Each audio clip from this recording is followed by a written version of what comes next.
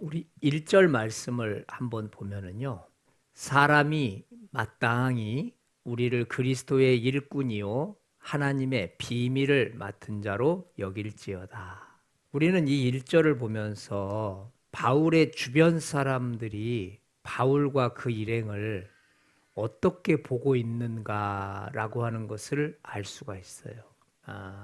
너희들이 우리를 볼때 마땅히 그리스도의 일꾼으로 봐야 되고 마땅히 하나님의 비밀을 맡은 자, 말씀을 전하는 자로 보아야 되는 것이 맞다. 그렇게 여겨야 한다. 그런데 지금 너희들이 그렇게 하지 못하고 있다.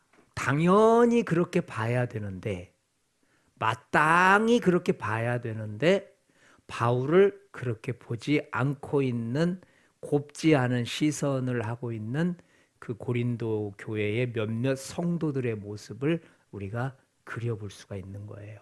왜 주변 사람들은 바울과 바울 일행이 가르치고 있는 그 가르침에 대해서 하나님의 일꾼으로 마땅히 여기고 있지 않을까요?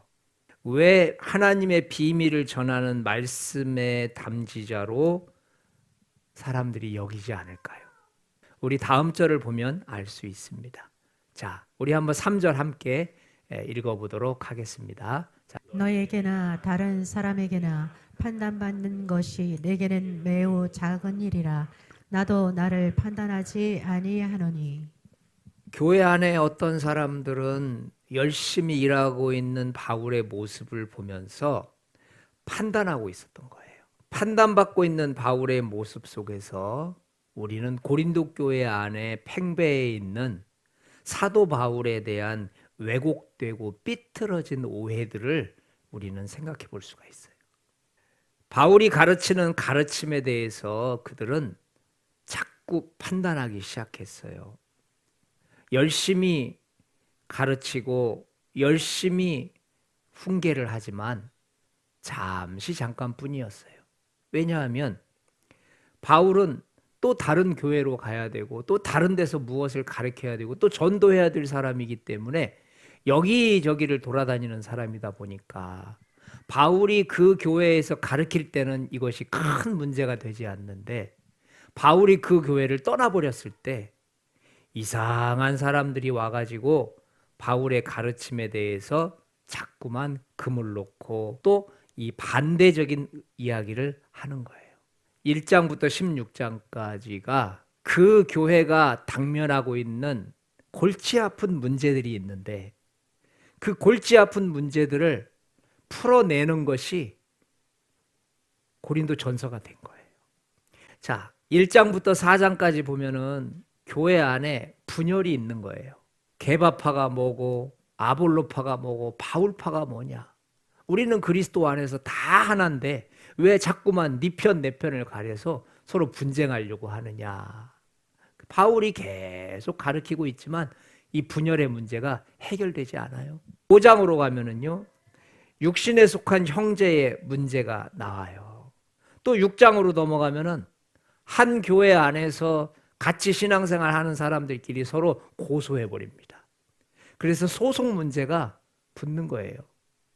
차라리 너희가 믿지 않는 자들 앞에서 고소하고 소송하느니 손해보는 것이 낫지 않겠느냐. 어찌하여 믿지 않는 자들 앞에서 이렇게 부끄러움을 당하느냐.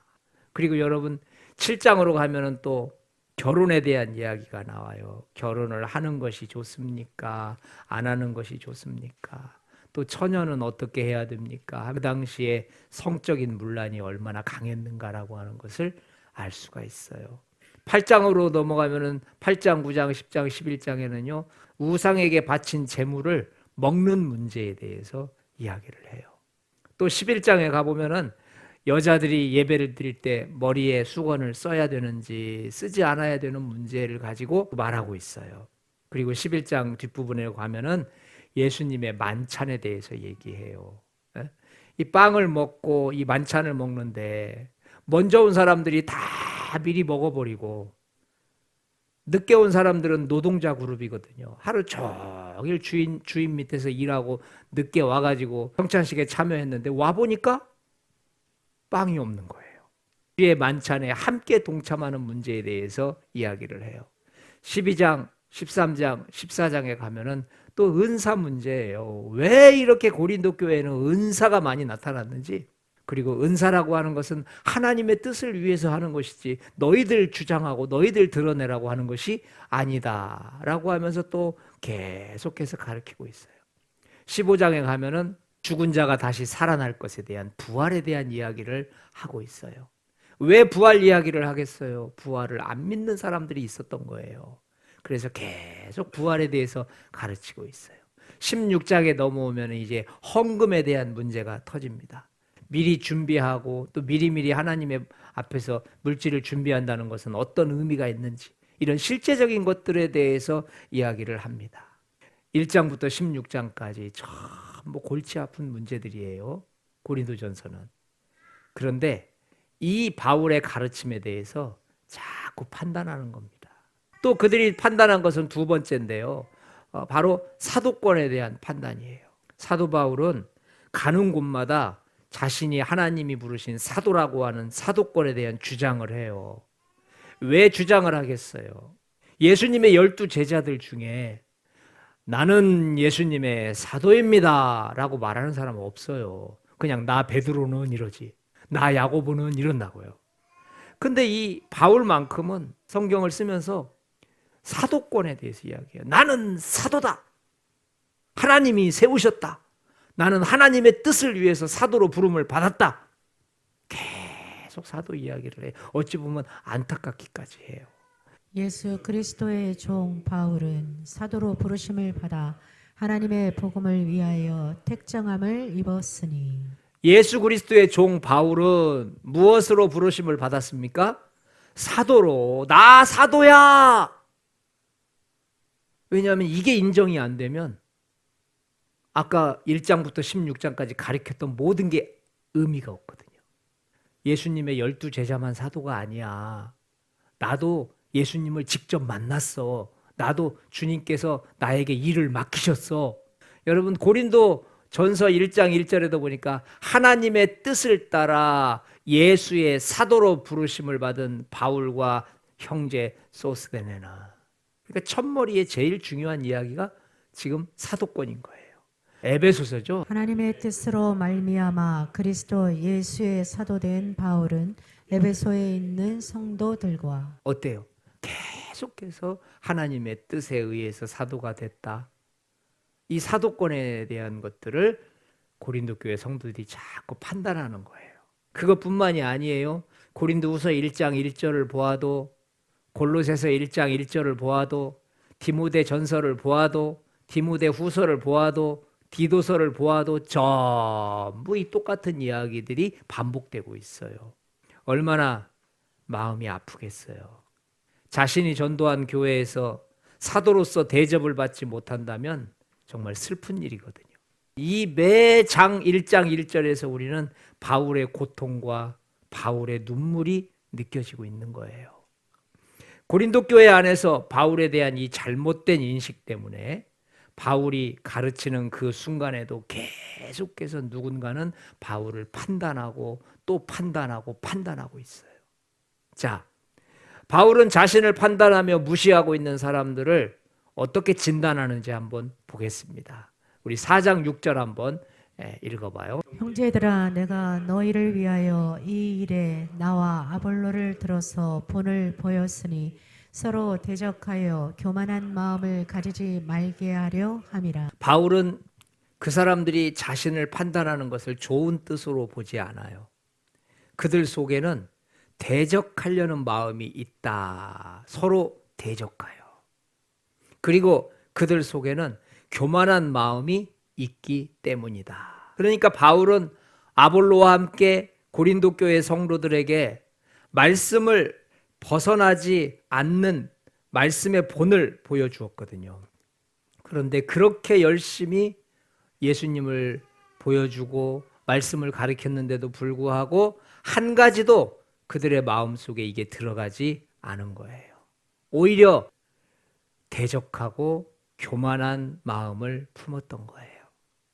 사랑하는 여러분, 두 번째 판단하는 사람이 가지고 있는 6절에서 보여주는 특징은 뭐냐면, 판단하는 사람은 본을 보여줘도 하나 되는 것을 싫어해요. 하나님의 뜻이 이거니까 이렇게 합시다. 이렇게 합시다. 왜냐하면 그 판단하는 사람의 깊은 속에 뭐가 있냐? 함께 하면 진다는 생각이 있는 거예요. 같은 생각을 하면 자신이 비천해진다고 생각하는 거예요. 그래서 좀 특별하고 좀 유별나게 그런 행동들이 판단이라는 습관으로 나오게 되는 거예요. 여러분 속에는 그런 게 없으신가요? 괜히 저 사람 말 들으면 내가 지는 것 같아. 괜히 저 사람 말 그냥 긍정적으로 수용하면 내가 괜히 저 사람보다 하수인 것 같아. 이런 생각들이 우리 속에 깊은 곳에 있다니까요. 성도 여러분, 하나님의 일꾼을 볼 때 본을 보여주고 있는 거기에 초점을 맞추시기를 바랍니다. 부족하고 연약한 것을 들추어서 판단하는 것은 깊이 들어가면 교만함이 있어서 그런 거예요. 바울은 자신들을 무시하고 가볍게 여기는 사람들을 향해서 일꾼을 어떻게 대해야 할지 알려줍니다. 자, 5절 말씀 한번 보면은요. 그러므로 때가 이르기 전 곧 주께서 오시기까지 아무것도 판단하지 말라. 그는 일꾼을 어떻게 대해야 되느냐. 그가 첫 번째 교훈은요. 따라서 해봅시다. 주님이 오시기까지 아무것도 판단하지 맙시다. 무작정 판단하지 말라는 말이 아니에요. 주께서 오시기까지는 판단하지 말라는 거예요. 무슨 뜻일까요? 주님이 들추어 내시는 시간이 온다는 거예요. 그가 어둠에 감추인 것들을 드러내고 마음의 뜻을 나타내시리니 그때가 온다는 거예요. 주님이 사건 속에서 드러내시고 나타내시는 시간이 온다는 거예요. 주님이 그 사람 자체를 드러내시고 그 사람 자체 속을 나타내시는 시간이 온다는 거예요. 바로 그때가 판단하는 시간이고 바로 그때가 여러분과 제가 말을 해야 될 시간이에요. 주님은 침묵하며 기다리고 계시는데 내가 급해지면 영적 전쟁터에서 내가 그 환경에 지고 마는 거예요. 주님이 드러내실 때 자연스럽게 드러나게 돼 있어요. 인간이 들추어내고 인간이 해답을 만들어낼 수가 없어요. 하나님은 성령의 흐름을 탑니다. 성령의 흐름이 여러분 바다와 같다는 걸 아셔야 돼요. 졸졸졸 흐르는 시냇물이 아니라고. 바다의 물은 대세로 움직이는 것이지 호스 몇 개 꽂았다고 해서 바다 물줄기가 변하는 게 아니에요. 빨리 변했으면 좋겠고 빨리 새로워졌으면 좋겠고라고 해서 여기저기다 호스를 대고 방향을 만들어 보지만 조그만한 시냇물이나 그렇게 하는 거지 대서양이나 태평양 같은 성령의 흐름 속에서는 그것은 합당하지 않아요. 바울은 자신을 무시하고 가볍게 여기는 사람들을 향해서 일꾼을 어떻게 대해야 되는지 두 번째 지적을 합니다. 6절 말씀이에요. 이 일에 나와 아볼로를 들어 본을 보였으니 너희로 하여금 기록된 말씀 밖으로 넘어가지 말라. 두 번째 일꾼을 대하는 태도는 말씀 밖으로 넘어가지 말라는 거예요. 이런 질문이 생기죠. 말씀이 한두 구절도 아니고 성경 66권인데 그 말씀을 어떻게 우리가 다 알아서 그 말씀을 넘어가지 않도록 합니까? 그런데 그렇게 걱정하실 일이 아니에요. 여러분, 말씀을 기록하신 분이 누구시죠? 성령님이시거든요. 모든 성경은 하나님의 감동으로 된 것으로 교훈과 책망과 바르게 함과 의로 교육하기에 유익하니. 기록된 말씀을 벗어나지 않아야 된다라고 하는 것은 내 안에 계신 성령님의 통치를 받는다라는 뜻이에요. 예를 들어서 하나님, 제가 어쩔 수 없이 도둑질을 좀 해야 되겠는데 어떻게 하면 좋을까요? 그러면 성령님은 도둑질하지 말라라는 말씀을 애써서 모르고 있음에도 불구하고 내 마음속에 하나님의 뜻을 증거해 주십니다. 때로는 양심에다가 말씀하실 수도 있고요. 때로는 내 마음 판에다가 말씀하실 때도 있어요. 그러니까 기록된 말씀을 벗어나지 말라라고 하는 말은 성경 66권을 다 외우고 있어서 그 말씀대로 살아야 된다라는 뜻이 아니고 그 성경을 기록하신 하나님의 성령이 내 안에 계시니 성령님의 뜻에 위배되어져서는 안 된다는 거예요. 내가 옆에 있는 사람을 섣불리 판단하는 거 성령님이 기뻐하십니까? 싫어하십니까? 여러분들의 양심과 여러분 속에 계신 성령님이 그 선을 넘지 않도록 가르쳐 주신다는 거죠. 사랑하는 여러분, 기록된 말씀을 벗어나지 않도록 합시다. 내 양심과 내 마음속에 계신 성령님이 서로 싸우고 있다면 계속 가야 될까요? 멈춰야 될까요? 아주 쉬운 문제죠. 쉬운 문제죠. 근데 그게 그렇게 어렵다니까요. 쉬운 문제인데 어렵다니까요. 자꾸 사람의 마음속에 불편함이 오면 멈추셔야 됩니다. 멈추셔야 돼요. 왜냐하면 자꾸 내 안에 계신 성령님과 내 양심이 부딪히고 있는데 내 양심으로는 지금 해야 되겠다. 근데 내 안에 계신 분은 아니다. 그러면 당연히 부딪혀요. 근데 보통 경우에는 양심이 그렇게 원하기 때문에 그렇게 합니다. 그러면 그 다음에 문제가 생기겠죠. 형편이 굉장히 악해지겠죠. 그런데 하나님께서 손대실 때가 와요. 내가 굳이 그 사람이나 어떤 사건에 대해서 손을 대지 않아도 나는 계속 기도만 하는 겁니다. 그런데 하나님께서 손대시기 시작하시면은요, 내가 의도하지 않은 곳에서 문제가 터져버립니다. 내가 이해할 수 없는 부분에서 사건이 터져버려요. 그래서 그때부터 하나님이 급하게 일을 하시기 시작하는데 내가 10사람 목을 하는 것보다 훨씬 빠르게 나는 겉에서 그 사람을 변화시키려고 하지만 성령님은 속에서 그 사람을 변화시키시기 때문에 1000명이 건드려도 사람 하나를 움직일 수 없거든요. 근데 하나님이 그 사람 마음을 건드리시는 순간 그 사람은 예상 밖으로 변화될 수 있다는 것을 믿으시기 바랍니다. 섣불리 판단하거나 섣불리 나서지 말고 하나님이 일하실 때까지 자꾸 말씀 밖으로 벗어나지 말고 성령 안에서 그 일들을 진행한다면 여러분과 저는 옆에 있는 우리 하나님의 사람들을 편안하게 사랑하면서 함께 가게 될 줄 믿습니다. 또 바울은 자신을 하나님의 일꾼으로 여기지 않는 사람들을 향해서 바람직한 일꾼의 자세를 가르쳐줘요. 일꾼은 이런 자세로 일을 해야 된다. 우리 한번 2절 말씀 한번 함께 보겠습니다. 그리고 맡은 자들에게 구할 것은 충성이니라. 맡은 자들에게 구할 것은 충성이니라.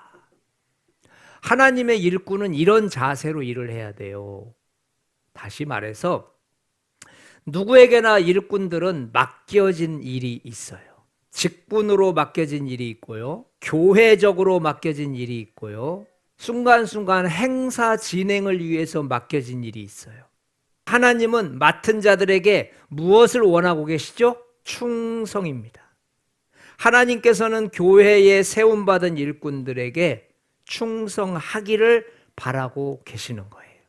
예수님이 2달란트, 5달란트 받은 종에게 말씀하신 거 기억나시죠? 그 주인이 이르되 잘하였도다. 착하고 충성된 종아, 내가 적은 일에 충성하였음에 내가 많은 것을 내게 맡기리니 내 주인의 즐거움에 참여할지어라 하고. 자, 밑에 거 한번 이제 서문학교에 얘기하신 말씀이에요. 시작. 너는 장차 받을 고난을 두려워하지 말라. 볼지어다 마귀가 장차 너희 가운데서 몇 사람을 옥에 던져 시험을 받게 하리니 너희가 10일 동안 환난을 받으리라. 내가 죽도록 충성하라. 그리하면 내가 생명의 관을 내게 주리라. 네, 여러분 하나님께서 충성이란 말을 하실 때 그 한계선이 어딘 줄을 아셔야 돼요.